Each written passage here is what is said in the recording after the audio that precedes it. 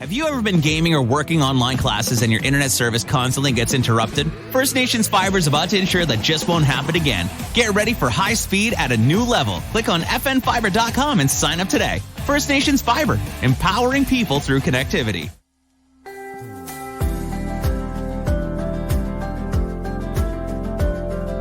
Welcome to the Beading Table, everybody. A new year and a new volume, Volume 2, Episode 1. With your hosts, Iorì, Margaret Stand-Up, and myself, Leith Makiwa, coming to you from sunny Kahnawake. Hello, Gwegwe, Margaret. Anita, how are things? Lovely, the sun is shining. Great. So, first and foremost, we want to send out a big congratulations to editor and owner Greg Deganathanega Horn on his writer-in-residence at McGill for the semester of the winter semester of 2023. Congratulations to you. Woo. He is the extraordinaire behind the Iorì wase newspaper online and in print, and also, I guess you would say, like, I guess maybe the executive producer of the Iorì wase podcast, since he's like the owner, right? So shout out to him. Also, shout out to everybody who has welcomed in 2023 with new beading projects and hopes to finish beading projects from 2022. I am in that category, hoping to get some stuff done. But Iorì, hi. What is on the docket for you today, and what have you been up to since we last talked on the podcast? Well, it has been crazy. I just went through the Christmas rush at the store, and that's usually my super crazy time. So I survived that, and it was fun and great and very successful end of the year.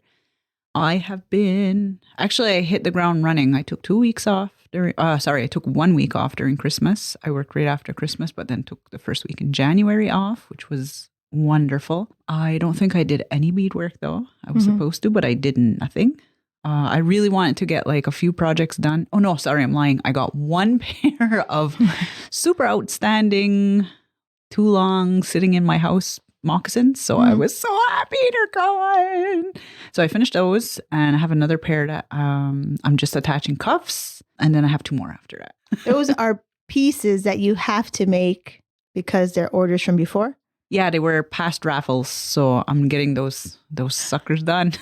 Get those wheels a turning. Yeah, so that's that, and I have a few medallions still, which not a huge rush, but I feel like in order to get moving in my life, I need to get that all out of my hair. So I'm going to be working on that soon. And yeah, I've just been the paint world right now has been taking over my life, which is great. It's been really busy. I've been getting a lot of contracts or work, like doing paint nights with different organizations. So I've been doing one monthly at the library. Oh, really? I didn't know that. Yeah. Gruhianuha hired me to do one a week for the whole month of January. Oh, awesome. So I'm there actually tomorrow. And just all my own other ones, like the birthday parties. People have been having kids parties. Yeah. My son's invited to one actually. This Friday. So I have to prep for all that. But that's been super busy. So yeah, that's keeping me going. Is that keeping you creative where you don't want to be creative in beadwork, or is that just like a different kind of area? A little bit, yeah. It kind of taps me out, but it's time-wise too, because I got to prep for it. I have to, like even today I have to go run out. So I think I'm taking an executive long lunch today. Which means the store won't be open. Yeah. I have to close a bit, and I have to go get all the materials. I have a lot of stuff to do. I have actually a beading class starting tomorrow night. What are you teaching? A moccasin class, which is great because now I have the opportunity to advertise them or offer them free of charge. There's a program in Kahnawake. I forget what it's. Wellness Action Team. It's WAT. W-A-T. I think that's their abbreviation. Yeah. So anyways, there's a funding program that you can access for wellness and things like that. So I was able to tap into that. So this class was offered free. So, which was great. So yeah, So there's 10 in the group. So we're starting tomorrow night. And I'm not ready. I got to do my damn patterns. You didn't do any patterns yet? No, I have the foot pattern. I'm not worried about that, but I got to draw. But I have so many too. Sometimes I was just thinking about, maybe that's a topic. We talk about recycling. Oh, that patterns. Could be, yes. Okay. That we do have a topic about repurposing. So yeah. Yeah. So there's some I think that I'm going to go through because I have a million patterns that are already, vamp patterns that are already drawn up and stuff like that. So I may go look through them and see if I pull some elements from some. Yeah, what's there. So, like I told you before, don't waste all of your good creative things on classes. Yeah. Use what it is you got because that's what people want. Mm-hmm. They want what they've seen. Yeah. So maybe not carbon copy, but Yeah. So that's my plan today. So you know what? When you said what, I was transported. I used to live in Thailand, and there's Watts everywhere, and Wat is like a place. I think Wat Doi Sutep it was called. And I think that means mountain Doi Sutep. And so when you said Wat, I was like, oh my God, I could see, I could feel, I don't know. It was just really so weird. Anyway, so I just decided to share because I kind of blanked out for a moment. And then I was like, get back to the podcast.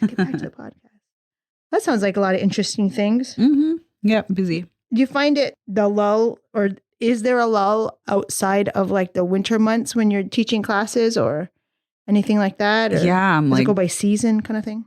You mean for the store or? Well, for yourself, like you said, you had like beading classes, and then you had painting classes. Is there like a season or a time of the year that is more nothing going on? Yeah, summer definitely. Yeah, summer for everything. The shop even it gets like kind of slow a little bit. Just everyone's out and about moving, and there's just a lot going on. So the store, painting. So it's depends. Beading is nobody wants to be in the house. Nobody wants to be inside doing it. Like even for me, I want to be outside. I like gardening. I like being outside and doing stuff. So I find it lonesome and wasteful to be sitting inside when it's like a beautiful day. So I'm like, I always want to soak it all in. So yeah, summer is my downtime. And you, how were your holidays? My holidays were excellent because this might be a shocker, everybody. I've made some huge life decisions, and I have decided not to participate in the Santa Fe Indian Market. Before Christmas, I had decided, so much so that I canceled my Airbnb reservation, just because I'm going to just say it. I'm just going to put it out there. So I saw somebody on Instagram, like, have those reels and they say something and they say, if you have something big that you want to do, don't tell anybody. Just do it and see what happens. So I did that. I applied for an artist in residence at the University of Western Ontario, and I'm waiting to hear back from them. And that was earlier, like last week, I did that. And so I thought, you know what? If that's something I want to do, then participating in the Santa Fe Indian Market is not conducive to me spending time with my family during the summer. Because I would be from, let's say, May on to August, I would be sitting at my house doing all this beadwork all the time and stuff like that. And so I thought, you know what? I'm not going to do that this year. I'm just going to just do what I want, kind of pretty much. And let me tell you, it is a load off my mind. I'm not worried. I don't feel stressed. Even the things I have to do from now until June seem so much more, I guess, even manageable, because I don't have that weight of like, oh yeah, you should really be thinking about doing this and other stuff. Oh, you should be doing that. And so I feel really good about that. And it is a lot less taxing on my brain, which then becomes taxing on you physically, I think too, the stress of it all. So I did that. And then, so yeah, that was a big decision. It saves a lot of money too in the end, because it takes a lot of money to go there. And I think, you know what? There'll be another one. I can do something else. I can do another one, maybe 2024, or I don't know. I just think like, you know what? I just want to take a break. So I did. I didn't beat at all over the Christmas holiday, which is fine with me because I had nothing. I have my daughter's stuff I'm working on, but I had not taxed to do anything. And midwinter is coming up. So I said, you know what? I'm going to make some new ribbon shirts for my kids. And so my boys, I'm doing that. And yeah, that's all. And I finished one of my daughter's cuffs last night. Mm-hmm. So I'm just like slowly checking off things. And I had a really big reflection on a piece I made on my daughter's purse. I had beaded a handle and I attached a handle. And then I was like, you know what? This isn't going to work. Mm-hmm. So I take it all off, which is fine. And then I said, really, what do you want? She said, I want a crossbody. And then I want a small handle in case. And I said, you know what? I'm going to really try something with grommets. Because my friend, or our friend, I should say, Grant Jonathan found me some hardware for purses. Mm-hmm. So I'm going to try to manipulate it so that I can add a grommet to this purse so that I can either do a long strap or a short strap. Mm-hmm. So I'm going to try to do that. And it's going to be a little bit more modern in how it looks rather than my typical like handbag or like not old style, but yeah, like how my older style looks. So yeah, so I'm going to try to do that. And so I had to do some tweaking and stuff like that. So that was good. But yeah, I'm just taking it day by day, still doing my thing at the school and just, I don't know, just living life. Living it up. So yeah, it's not too bad. I feel a little bit, I don't feel like I should be doing anything. Probably because I'm just waiting for this, whatever happens with this application, and we'll see what happens. But regardless, I'm going to do it anyway and try to see. It's something I've been like working on or thinking about for over 12 years. And so, yeah, so that's what I've been up to over this Christmas holiday. I can't think of anything else. I'm sure there must be something else, but right now that's about it. Lovely. Yeah. Yeah. Okay, bye. No. See you later. Okay. So Margaret, we got a few questions from Instagram because, we always like to put out there that, we're doing topics and different questions like this. But before we get into the topics that people have asked, I have one question for you. And I told it to you this morning and then I'm like, don't think about it because I want to ask you again. But with this application process, I had to do a few things that I had never done. Mm-hmm. And I had asked you about them and you haven't done them either to the extent that I think the established artists do and everything. So I had to write an artist statement. And thankfully I have a mentor, Scavanadi, who helped me hone in and really look and see like, Leith, you're not telling them anything about yourself. So I did an artist statement. I had to do a project proposal and I had to do a artist CV. Now, one of the things I found on the internet that helped me to evaluate what my artist statement was is there was a series of questions, like just random things they would ask about, or how would you describe your artwork, different things like that. I can't really think offhand. I didn't write all the questions down. I just wrote all my answers down in my other notebook. Mm-hmm. But I took note of one question and I wasn't really sure why it was asked, but it was, and I wanted to pose it to you is, when you think about your artwork, what music or TV show does it resemble? Oh my God. I have no idea.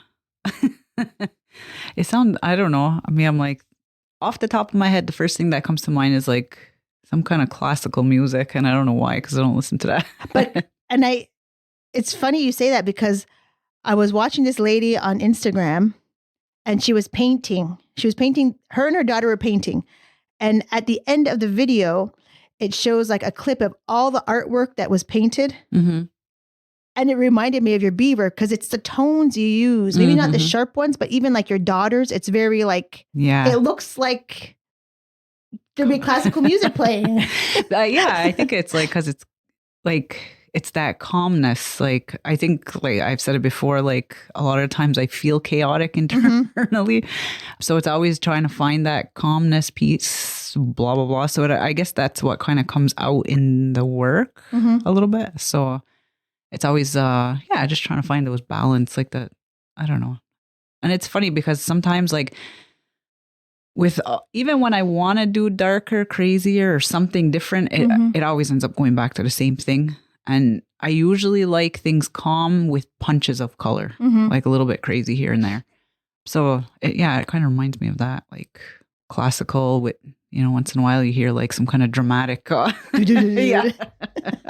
That's the only thing I can think of. But yeah, other than that, TV show, I don't know. Either. I couldn't think of a TV show either. I was just like, God, like the characters on the show, like I couldn't think of anything. Yeah, that's weird. I don't know. Grey's Anatomy. Maybe Probably there's this 'cause Little House in the Prairie. Because like when you look at Little House in the Prairie, it's very subdued. It's not very, it's all like calm, kind of like browny, but you're not really brown, but in terms of like your color palette, I think you'd try to tend to stand away from brown, like to step back from brown. I don't see you often doing that. No, I don't know why I'm not into, probably because I don't know how, or I just don't. I like really soft, subdued, like muted. And that's why I think like Little House in the Prairie, because like muted, it always seems like it was dusty. You know what I mean? Your work is so dusty. Margaret, my work is dusty. My work is so dusty. But no, it's kind of like, I don't tend to go there. I like grays, I like whites, but I do like those. They're clear, like the frosty type of things. It's dusty. The dusty ones. Oh, that's gonna be the new saying. My dusty beads. Dusty beads. Yeah. So, but yeah, no, I don't know. That's weird though. That show. What? Little House on the Prairie is weird? Oh, I used to hate that show. I used to like it. I guess. I think. I don't remember. It used to come on. I'd be like, "Oh, change channel. It's time to change. This is boring. The way these people live." No. Oh my God, it's like my life. I know, it was like I'm my trying life to when the get to power that. went out. I was just like, start the fire. And Oh, God. yeah. What I chose as my descriptor was 80s R&B. Mm-hmm. Like Anita Baker, Luther Vandross, Grover Washington Jr., just different things like that. I can just like, it just feels jazzy. like, not really jazzy, but it's just like that little bit of funk, like a little bit different, kind of just like upbeat. It's it's classic in the sense that it just is, I don't know. I just think of it. I think that's where like my happy place is, and like that genre of music. Because like growing up with my mother, that's the kind of music she listened to. And it just seems like all kinds of like cruising down the highway and the music was playing, like Anita Baker was on, and just like, or Sade, and just, I don't know. That's what I thought mine was. And then and then I have it on my beading mix on my thing. And so, so I just, it's a very black, kind of like gray, like I think of like, the lights are low kind of, and it's just like the white beads are glistening kind of, like that kind of, I don't know. The sparkle. Yeah. It's just like the colors I see. And so, but that's what I said. So I said R&B, but yeah, so that was one of the things. I mean, I didn't use it on my artist statement. Like my art is like 80s R&B, but it was just interesting, a question just to see how like what your stuff would resemble. But I don't know what my stuff would resemble in a TV show. I think, I don't know. Yeah. Maybe it's Suits. Maybe mine is Suits. It's a little like edgy. There's a lot of like emotion with that one guy. The guy, he was like almost half bald. I can't remember what his name is, but yeah. I don't watch that much of it. I only watched like a few seasons. It's that Meghan Markle was in it. And there's that fiery personal assistant, and she's just walking around. Yeah. Yeah. That, or maybe even like, anyway. So maybe Suits. I don't know. So that's a good question for everybody out there. When you think of your artwork, and it could be art, anything, painting, quilting, whatever you want. I can't remember. Quilting, imagine. Your quilts resemble The Simpsons. No, just kidding. Whimsical, edgy for sure. Breaking the boundaries kind of thing too. You think about The Simpsons, they're always doing something wild. In the beginning they were anyway. I don't know about now. I don't watch that show.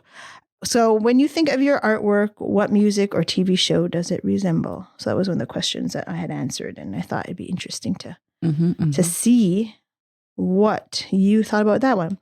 One of the questions that you had and that you had received was, if there is no pattern or shape for something you want to make, where do you go to seek guidance or to find a visual reference? And your gut reaction was what? Do it yourself. Do it yourself. And then you added something at the end, hearts and love or something. What'd you say? Do it your fucking self, you said. And then hugs you wrote or something. You said something. We were at the store. You know how people say it like they'll say something and they're like, haha, JOL, or not JOL, JK, JOL. But yeah, hearts and loves, thoughts and prayers. I don't remember. But yeah, like I don't know. I always, I guess I forget, like, unless you draw, like you're confident or comfortable making your own patterns, then you just do it yourself. what I did is I had a pattern. This is a specific thing that just happened last week. Well, actually, I've been thinking about it for a while. We took a class. I took a class, and you went to one of the classes, and it was a moccasin class. And during the class, what I did is I ended up prepping my daughter's moccasin. So I made the vamp. I cut the vamp out and everything. I even had the leather top, the leather vamps. But for some reason, I didn't cut out the moccasin part, and I had the cuff. And so what I did is, since the class, I was doing her vamps and I beaded her vamps. And then I'm like, okay, well, now I'm going to get ready to make the moccasin. I didn't have the moccasin pattern, like the actual foot pattern. I was like, what the hell? So like looking through everything and everywhere. And I bet as soon as I get the pattern, because I asked the artist, I asked Merritt Cross, Estelle Merritt, to help me. And if she would be willing to give me the pattern back, like to give me another one. And she said, yeah.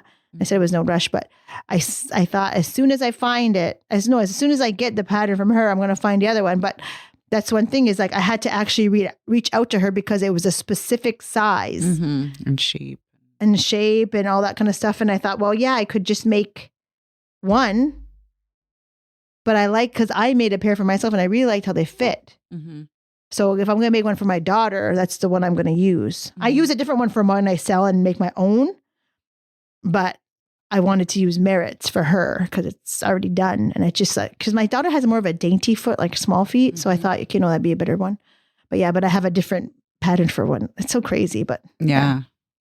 So it's like you can, I don't know. You can ask the artist themselves, like if there's something that you like, but I don't know. It's you can ask, you could draw it. Sometimes I get inspiration for certain things. I'll look at like old fashioned shit. Like I go on Pinterest and look for whatever, like Iroquois, whatever, and just get ideas from there. Moccasins are a little bit different though, especially when you're like a newbie. Yeah, you might need a pattern. You need a pattern to start. Yeah, you do need it because the shape and all that, you don't always know like how things work and fit. My suggestion would be to try it out in felt or something that's not super expensive that, you don't mind if it doesn't work out. But yeah, you have to practice. But you have to learn and it takes a while. You have to learn like the function and the whole architecture of the moccasin itself. Like I'm still like, oh shit, this didn't work out this time. And I'm doing this or, Yeah, so you got to play around with a lot of crap when you're like doing new patterns. Yeah. And you can ask artists, but in the same breath, I'm also going to say people have to also stop getting offended when people say no. That's another thing too. Like this is a shower thought. I was in the shower because I read this question yesterday or last night or something. But then I was thinking about it and different things, and that saying always comes to mind. They're gatekeeping, and I don't know why that thing like that saying pisses me off. It annoys me a little bit. It gets me all fired up. Nah, it's good in some contexts, like where it's like, yes, people shouldn't be hoarding shit like knowledge or certain things. But on the other hand, when it comes to like patterns or like certain things like that, like not everybody is obligated to share all their shit with everybody. So sometimes that's what ends up happening. Sometimes newer beaters will ask for people's tried and true patterns, and if they don't want to give it up, then that's okay. Like they don't have to. Sometimes that took like 5 years for them to make that pattern work perfectly for them, So yeah, though that I have to also add the reality of it too in there, along with, you can ask other beaters, and most people are willing to give. They don't mind, but some don't, and that's okay too. But yeah, so that's kind of my answer, I guess, to that question, like where to find patterns and things like that. It's crazy. YouTube has a lot of shit going on there too. Like you can find all you gotta do is write it in to Google. Yeah, like it'll give you the basics, a lot of them. Maybe not all the nitty gritty details, but then that's for you to continue and work on and find what works best for you and all that jazz. So what I've done in terms of patterns is that I always just like start cutting out shapes, especially for yokes. Like I have, I can see it now, like in my folder of all my patterns and everything. Like it's not really a folder; it's more like a file box full of different things. I just started cutting out patterns, and I think the hardest part for the yoke is figuring out like the hole for the neck, the cutout for the neck. And because you can make it any shape you want. Oh my God, yeah. And I mean, maybe now might be a little bit more harder.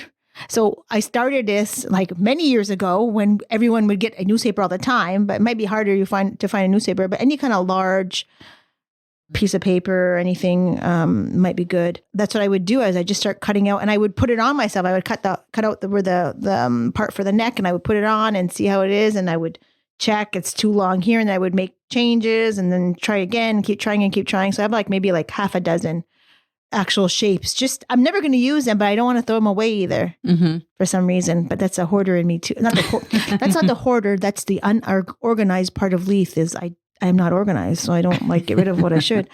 But yeah. So or I would like fold the paper in half and then cut out a frame, and then I would cut out the center of the frame and see how it looks because like that's what it is. There's a lot of patterns are symmetrical, right? Cuffs.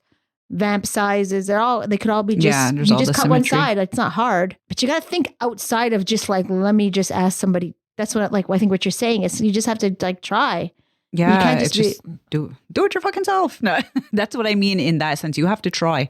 I don't mean like, I'm not trying to be an asshole, but you have to try a lot of the times and the error in it is how you learn how to do it, and it sucks. That's why I'm saying like sometimes use materials that don't cost that much and things like that. But shit, if I look through all my old stuff, like I've ruined so many pairs of moccasins, like really good leather, just, and it is what it is. Like you have to try. And that's where you learn. That's where you're learning from. Yeah. So, like I have, you do find a lot of really awesome artists that can help you and are always willing to help. Like that's mainly what will happen. Like if you ask somebody, they will help, If they have the time. If they have the time. And it takes time because sometimes you might not have an extra pattern. Yeah, because you're using that pattern. You're not going to give somebody your pattern. Yeah, well, yeah. And then you have to trace it out, cut it out, find all the pieces that go with it. Because a moccasin isn't just like what the foot is. It's the foot. It's a vamp. It could potentially be like the lining. It could be what all this stuff. And then you give somebody a pattern, and then maybe 3 days later, how do you do it? How do you do this? You have this piece, and then you got to tell them how to do it. And it's not like it's a hard thing, but it's time consuming. Yes. So this is behind the scenes, people, behind the scenes. So a lot of times people will ask, okay, can I have this, whatever, a pattern? And this is where I'm talking about like when people say no, there's a reason. Sometimes people will say they don't want. Yeah. One of the reasons could be just that they don't want to, they don't want to share it. They want to hide, like they want that for themselves, which is fine, The other is because it takes so much time. So when you're getting a pattern, you're taking somebody's hours and hours and hours worth of work that they had to cut. They had to do everything that you just said. The symmetry you have to do. It takes hours. And I'm not going to give somebody a pattern that doesn't look right. Yes, like because, Elise gave it to me and it looks like hell, I'm going to have to try to make sure that it looks perfect. So I'm not just going to give somebody something just because, you know what I mean? Like I want to make sure it's done well. Yeah. Because it's my name that's going to be like, oh yeah, like you just said, Leith gave me this pattern. It fucking sucks. It always skews right or skews left. It hangs off like the wrong way. But yeah, so there's that, I really liked the, like with Dagwa, Addie, like they helped me out so much. Like even you, in the sense that they don't always just give you things, they help you through things. So that's a better way of learning too, is like, I can give you a pattern, it'll be basic, but then they'll show some of the steps of how things are constructed, how things are put together, because, sometimes, patterns are not. Yeah, even that too, like, I can give you a pattern, but do you know what to do with it? And sometimes people don't always have the time to, like you said, sit and do all the teaching. Or write it out. Yeah, that's the sucky thing. I mean, people ask me, and it's a book, and in the inbox me, and they show a picture. And they're like, "So, show me a picture. What is it? Okay, well, this is. Do you understand? Does it make any?" I'm always like, "Does it make any sense?" Yeah. Like, I don't know if it makes any sense what I'm saying to you, but this is what I would do. Try it out. Like, hope for the best. Thoughts and prayers. Like a bit of the thoughts and prayers. It's a little bit of the venting side, I guess. It's like, this is some of the shit that happens behind the scenes. Like some people will write, and I don't mind helping. Like I really do if I have the time. But in all honesty, sometimes when somebody writes like, "Hey, how do I do?" I'm like, "Oh fuck!" Like that's sometimes my reaction, because it becomes a job to sit there because, and you have to give instructions and type that shit out and whatever. It takes long. It does. It could take up to an hour sometimes. And because I can hear all those organized people. Why don't you just make a copy of it and have it ready when somebody posts? Well, do it your fucking self. It's in my brain. I don't need to. Like, I know how to do it, so I don't need to make a list of it. But yeah, so those are all the venting, complaining parts of of the bullshit. But yeah, that's the reality. That's the reality of it. Like, a lot of people will say the same, and they'll be like, oh, fuck.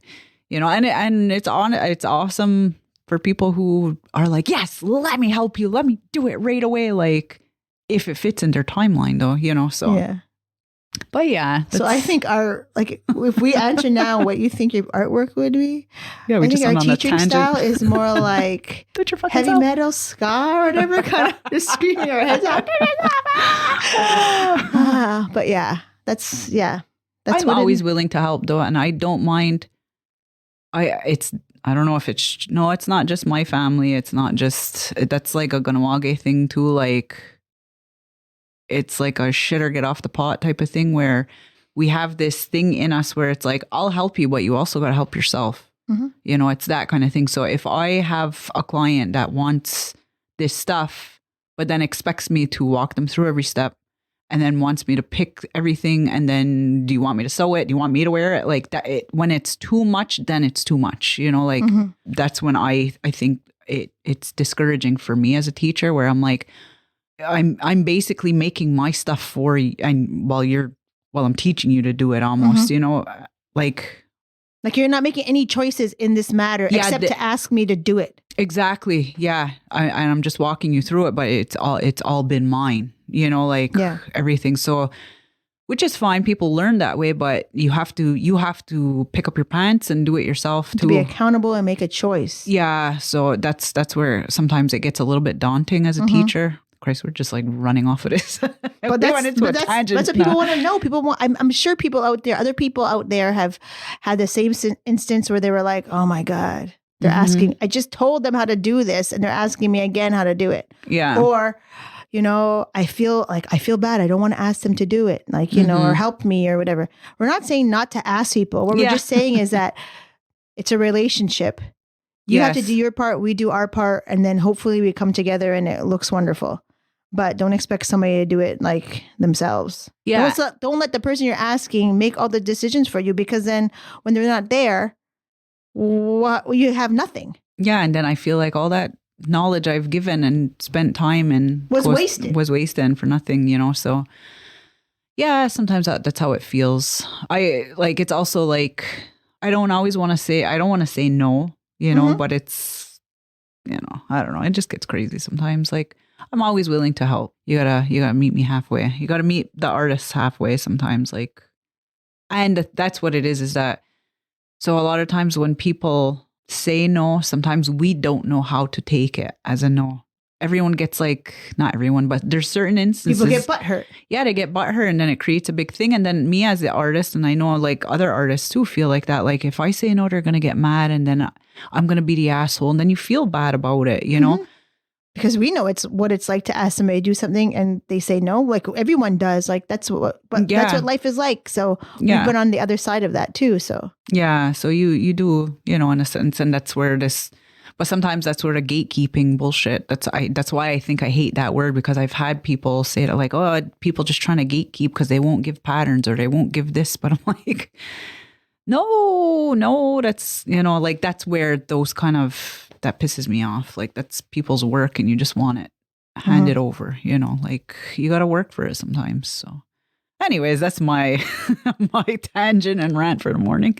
That all just came spewing right out. Yeah. But I think it has something like it kind of coincides with something we were talking about the other day, is like the importance of keeping commitments. Like when we say no, it's because we can't commit and fulfill something.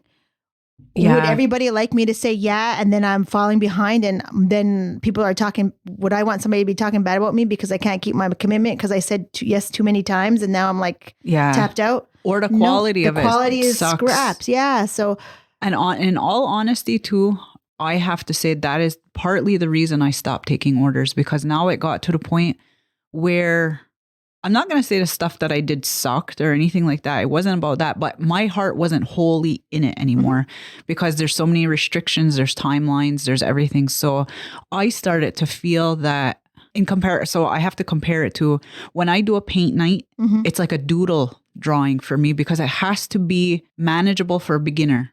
So when I do the paint night, it has to be something that can be done in 2 hours. It has to be very little technique. And so to me, that's not like a major art project for me. Like, because I can draw to the point where some of it looks realistic, where it's, real life stuff. Like I can draw, I can paint, but it takes time. It takes a lot of hours and things like that. So when it's the same instance when I'm doing big projects that have deadlines and timelines, is that there's a restriction to it. So then I don't find all the creative juices that should be there are there because I'm so stressed on the deadline.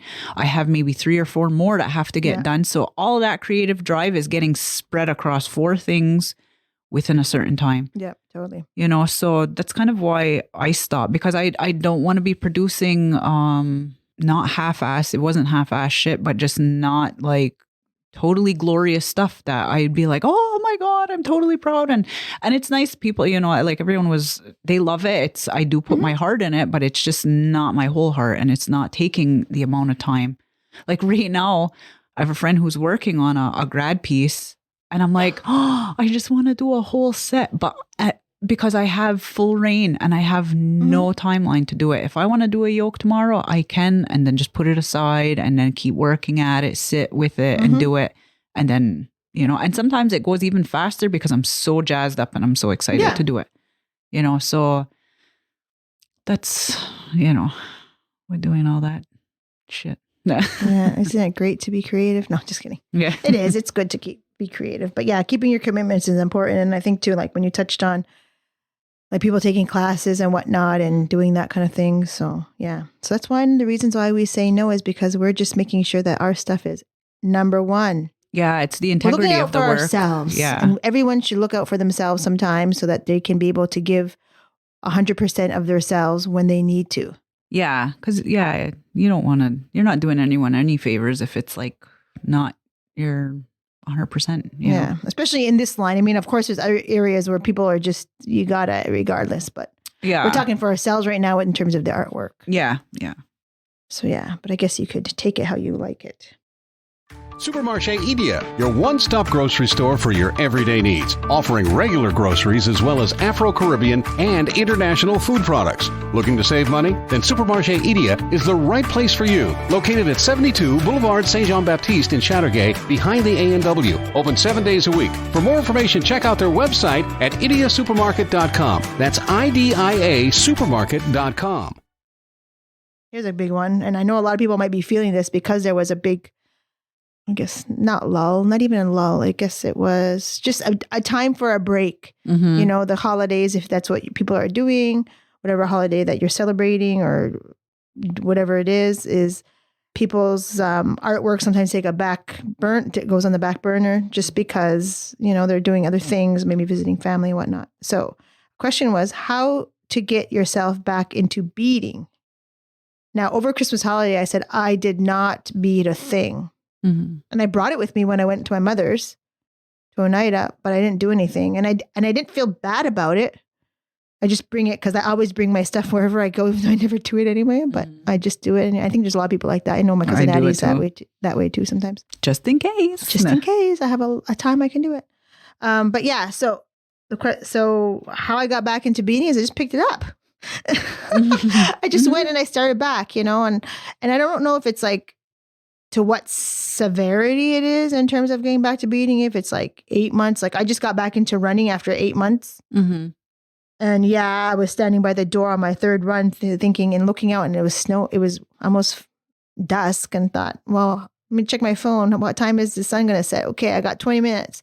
Okay, do you really want to do this, Leith? Yes, I really want to do it. So I went and I got ready and I went and I ran. So you just got to get back on that horse, get back in those running shoes, thread that needle, and just go for it. Because the more you wait, the harder it is to get back into the swing of things. If you're on a deadline, it's even harder to get back to it, because then your looming deadline is what you think would inspire you to get moving doesn't, because it's just a lot of pressure. It puts more pressure. Yeah. Yeah. So I kind of like some of my ideas. I usually look for some inspiration. Good old Pinterest always has some stuff. I like to look up different colors and things like that that kind of give me like a shock. You know, like I see it and I feel it right away. Like, oh shit, I like that. So I'll take pictures. I stalk everybody else's beading pages. See what people are doing. Like, oh, that's so innovative. Oh my God. Like, it doesn't mean like I'm doing kryptonite. Yeah. Feels like my kryptonite. No, don't do that. No, just kidding. Well, for me, it's like I look at it like I see it and I'm like, oh shit. But it doesn't mean that's what I'm doing. No, like, I know that. I know that. I'm like, oh, okay, they did this now. What can I do? One day I'm going to copy somebody. I want somebody to find out. I just felt like just right now, I'm just like, ooh. So I'm just being catty, but whatever. Sorry, go ahead. No, but even that, yeah, it's not a copying at all thing. For me, it's like inspiration. It's inspiration. It's just pure inspiration. Like, holy shit, they made a 3D thing. Okay, like, let me get back to building mine. Like, I used to love doing that. That's like my niche. I love doing it. I haven't done it in a long time. It takes a lot of time and work, but yeah. So I just stalk people's pages. I listen to clips on Instagram sometimes of like people, not multimillionaires. It's some kind of millionaires thing, but it's not millionaires. It's just like like motivational inspiration type of deal. Just, and you see people like do like this thing and it says, almost like get off your ass and do what it makes you feel alive or something. Like that's like just paraphrasing the very articulate way people talk on Instagram sometimes, you know, those voiceovers or whatnot. And I just watch a few and I'm like, yeah, you know what am I waiting for? Let me cut my hair. And I did this week, and I cut my hair. I stood in the kitchen mirror and I'm just like, I'm cutting my hair, and I cut it and I'm like, crap, how am I going to make the other side the same length? But I did it. I cut my own hair and I was like, I felt like a new woman. Maybe cut your nails. I cut my nails too. And I mean, that seems so ridiculous, but I find motivation by cutting my nails before I do beadwork. So I cut my nails and then I started doing beadwork. Yeah. Like it's all just like your own little weird things like that you do. And it's just doing it. You just have to pick it up. Like I leave my stuff out sitting there, sometimes even cleaning up your desk or your table, getting that all nice and clean, getting a new fabric, like finding a new velveteen. You're getting a new bead mat? Yeah, like those little things. Sometimes I'm like, oh, I feel like my life's all put together now. Let me do something, you know? So I, try to find that. I'm in that rut right now. I'm not worried about it. Mainly because I got nothing to do. I ain't got shit to do. But I do have these things to finish, but I'm not worried about it. But I am in a slump. Like I had these pair of moccasins sitting on that damn table all weekend staring at me. And priority right now is me. In a sense, I started this the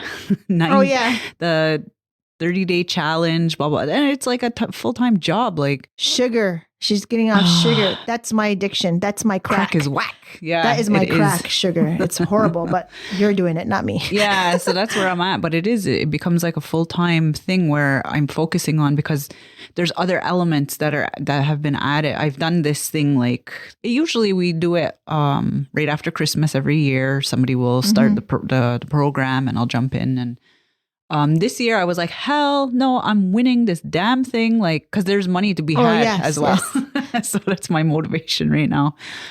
It did help that I've been clean eating since before Christmas. I kind of fell off a little bit, but no big deal. It was the holidays. But I was like, okay, no, let's get back on. So it's not that hard this time for me. I'm already conditioned to be eating clean, but it's like kind of crazy. So there's no carbs, no sugar, 8 ounces, 8 times a day of water. You have to have a supplement. Now there's also the that was always there, 20-minute movement,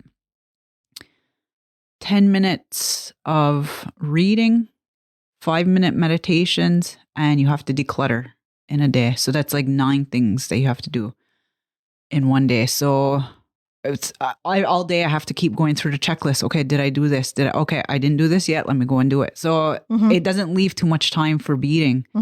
So I'm trying to, everything seems very rigid and organized in my life right now, which I kind of like that a little bit. So now I have to plug in. Now I think on that list, I need to put in beading. Like, okay, at 2:00 today or 7:00, I have to bead for an hour or something like that. So what do you think is the first thing that's going to go after the 30 days? Or do you think you're going to be able to maintain it for the rest of your life? Oh, hell. I would like to. I would like to try to get off the sugar. What's the one thing do you think that ultimately, the first thing you think is going to go off that list? Because you said there's 9 things. Oh, and there's even, you have to sleep 7 hours a day, 7 hours a night. You have to make sure that you're sleeping. I think the first thing is the eating. Really? The major you would part. do the eating before the decluttering. Oh, hell every no. day. I need my damn decluttering. So do you declutter already once a day? Yeah. Like even in your regular life outside of this 30 days? Yeah, it's just like little things like my door, say there's all shoes there, I have to put them all away. Oh, okay. So it could be like minor little things like that. You know, it's not like a whole house declutter. It's like one thing of declutter. Like if my makeup bag, if all my shit's laying on, okay, let's all put it together. You know, those little things. So that's not a major thing. Reading? Reading is like the pits for me. So I'm enjoying it. I totally love it. It's while I'm reading like a self-help book, like kind of still thing. Reading. Yeah, but it's like, so because now it's calming. So I'm enjoying it. I read right before bed. I do my meditation and I go to bed. Like it's really nice. So that's part of the routine now. Yeah. So I'm loving that. And it's interesting that happens at the end of the night. Like it's like that seems like something that's easy to keep because it's not during the crazy hours of the day. Like you got to eat all day. So that's like easy to fall back on, I guess. I don't know. Maybe that's why you pick eating. I don't know. Well, that'll probably like fall off. Well, because this one is so rigid. Like before Christmas, I wasn't like this crazy. This is really rigid. But I'll probably stick to it. But like I usually do a cheat meal a week kind of thing. And that you can't do it. 30 days, a whole month, I haven't been able to. And it's like body memory. Like I was like losing it this week and like, no, we're winning that damn money. You need all those points. Don't do it. Yeah. So anyway, so all of that's been kind of taking up my whole life. So I don't have time to beat. So those stupid ass moccasins. Well, they're not stupid, I'm sure at the end of 30 days, because I've done the sugar thing too, you feel so good. You feel like even now you probably feel a little bit different in certain things. Like so it's for me the major thing. Like this first and foremost, it's vanity. I want to lose weight. I don't feel good when I'm at my heaviest. So it's all about vanity, and which I think is fine for people to say too. Like a lot of times we feel like, oh no, like I have to have like some kind of nice holy. You want to be healthy. Heaven's sakes, that's like the number one thing that people should be worried about. So. And sometimes it's not though. Like, calling the pot black, whatever. No, but like for me, it's both. When I'm at my heaviest, I don't feel good. That's how I feel. I get, like my hands, especially for my damn hands, I get inflammation a lot. I have arthritis that runs through my family. My mother's hands right now, she's so poor, they're all crooked, like, so those kind of things are a possibility for me. So I know the carbs and the sugar. Dairy too kind of does it a little bit. I feel like my hands hurt at the end of the day, which stops my production. So that was one of the bigger reasons too. Yeah. So those are some of my things too. And you know what? Like I don't have diabetes running through my family, but I'm afraid too. Like I don't want to be sick. There's a lot of Ungohuan people out there who have diabetes. Yeah. So it's, and I was just kind of thinking like, I'm not 40 yet. I'm getting close though. And I was thinking, like I want to make healthy choices now so that in 10 years, it's not a shock when, if I'm not taking care of myself. So anyways, I'm trying to be proactive here and excellent. Do all that jazz. But it's time consuming and it does take away from other things. So that's kind of where I'm at right now with my beading. I'm in that slump that people talk about. I honestly don't even have that fire right now, which is a little bit sad, but I'm okay with it right now. So I was joking online with, so the Ganondagan had that show. It's having another one in March. What? Are they? Son of a... I think there is. I think I got an email about it, yeah. Or something. Well, I ain't ready for that one, so I ain't doing that one. But So we were joking because Michael had posted about the show, just the pictures and all of that. So I wrote on there, I said, I swear I will be prepared this coming December. I will have something ready and I'm going to apply. Like, I'm going to, try to get in. So he wrote, I'm going to hold you to that. Like, but then Jamie Jacobs jumped in and said, oh, well, I guess I got to do something then. And like, so it's on, So it's on. Yeah. So now I'm like, oh shit. Now I'm like, so if people don't know, I'm calling out Jamie Jacobs. He is quill work. He does beautiful quill work. You have to check out his stuff. It's amazing. Yeah. Which makes it's quill work or something on Instagram. Yeah, but his work is outstanding. It's beautiful. So it's a little bit, the pressure is on for me because now I'm like, oh shit. All right. Now I have to make something spectacular and outstanding. But every time I think of something like, oh, maybe, and I'm like, ugh, I don't know. So December 2nd, 2023 is the one. Okay. They've already posted it. It says 2023 Hudanoshruni Art Show going on again. But there was something else they posted. I can't remember what it was. But anyway, so. Maybe that's the online one. I think I don't know. So anyways, yeah. So now you got your shout outs and you're going to get prepped. My motivation, but I have no motivation and I have no ideas. I was flashing a few things in my brain and I don't know how they're going to work out and I can't even say them because they have to be private and hush hush. What does? My ideas, whatever this shit I'm going to produce and hope to beat Jamie. And oh my God, no, that is a real challenge there, Mr. Jacobs. Maybe I'll blow you all out of the water. Oh shit, but now we're going to have to hide our winner, stuff. like 2022, did you see that bag that they did? Oh my God. Hayden and Sam. Yes. Oh my God. Talk about, it just reminded me of Bambi, that fur, just like awesome. So check them out too. That was another beautiful piece. It was a bag, but there was all kinds. I can't even remember all the elements in there. There was a lot of bone work. Can't remember if there was quill work. I think there was quill work because I think she does quill work too. Maybe he does quill work too. I can't remember. But I think there's quill work. There's bead work. There's work with different hides. There was fabrics, the velveteens, everything. It was like beautiful piece. Yeah. So I won best in show. So it's scary. Oh my What's God. What's so scary about it? I don't know. I still feel like this little country bumpkin. Like I think who am I talking about whatever, but I do the same thing, but I'm just going to send it to say is that you shouldn't be making a piece for a show. You should just make the best piece that you can for whatever that sparks your interest. And then if you love it, then show it. But I just don't have any. Every piece is show worthy. Yeah. Like, doesn't mean every piece is going to win and it's going to be, everyone's going to ooh and ah, but every piece is potentially that. Yeah. And that's where I'm like stuck right now. I just don't have any. I have like 3 things that keep coming to mind. That you want to do, you mean? That I want to do, but tell the world. No, just kidding. No, I just told you. I said, if you want to do something, you keep it to yourself. That's what some celebrity said, or some David Goggins. No, not David Goggins. Have you ever heard of David Goggins? No. Oh my God, you gotta start. You gotta enter the podcast world. Podcast world. He has a book. My brother and I read it. I read it when I was like, I listen because I'm not a reader. I listen to it on audiobook when I run, and I just started a new one. My brother got me the book, and I looked at him and I go, I'm not gonna read this. I'm gonna go and so he bought me the book, and I'm gonna download it. So I downloaded it and I started listening to it last night, and I was just like, yes, motivation. He's like a kick-ass chief in I think it's the Marines. I can't remember exactly, but yeah, it's just an awesome story about his way he did stuff, and it was just really cool. Yeah.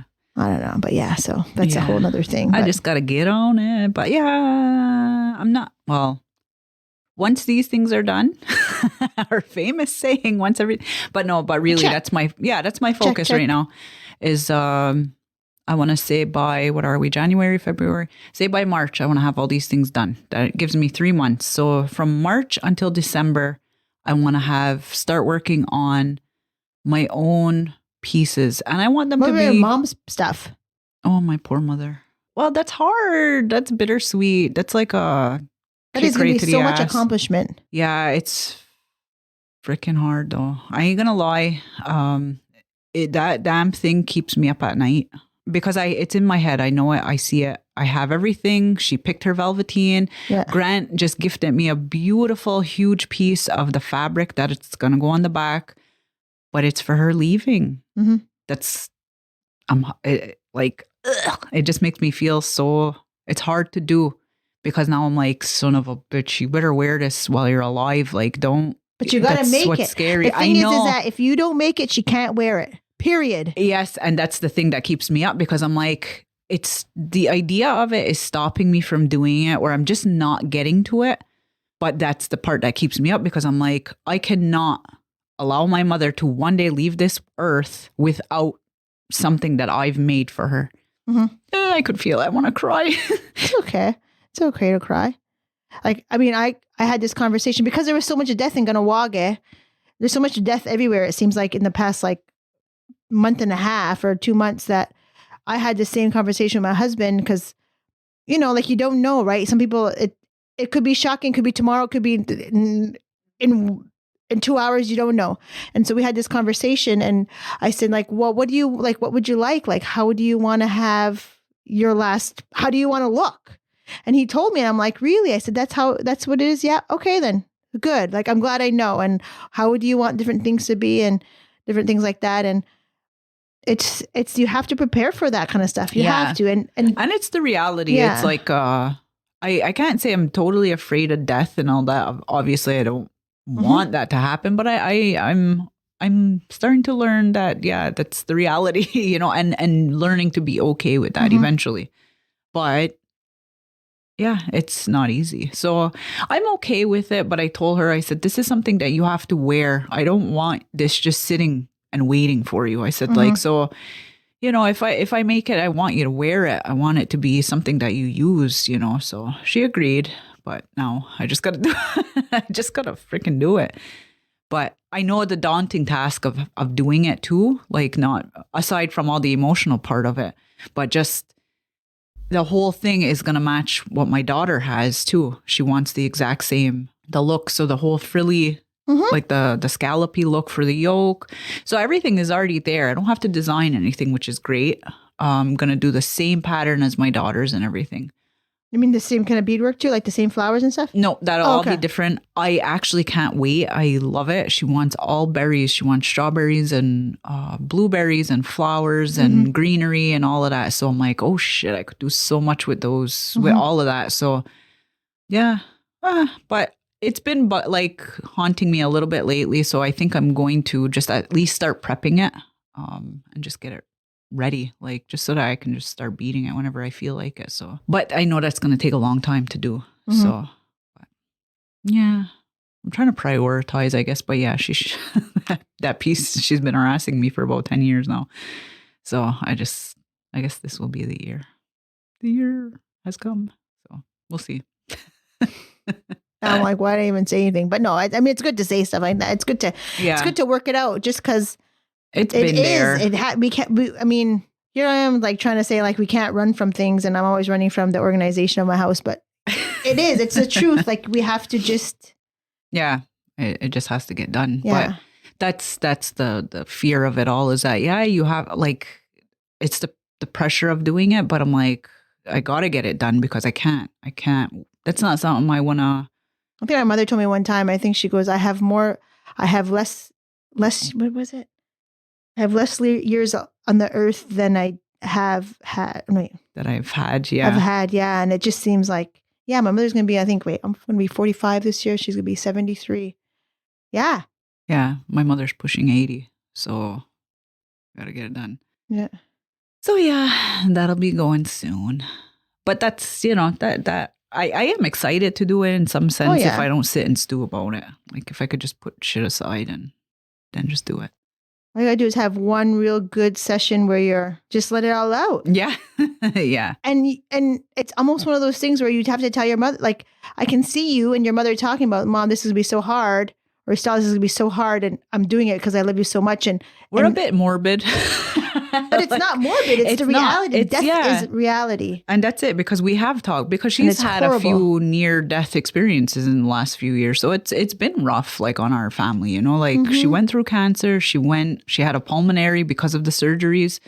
And even the ambulance, everybody was, like, shocked. Even the doctor was like, oh shit, we didn't think she was making it through the night, like, the next day she was walking. So it was like, we had a lot of scares. And so we've had to get comfortable with the idea of it, you know, like she doesn't if you look at her, I don't think of her as like this little old lady, you know, but the reality is that she's almost 80 years old. She just had her 77th birthday or 76.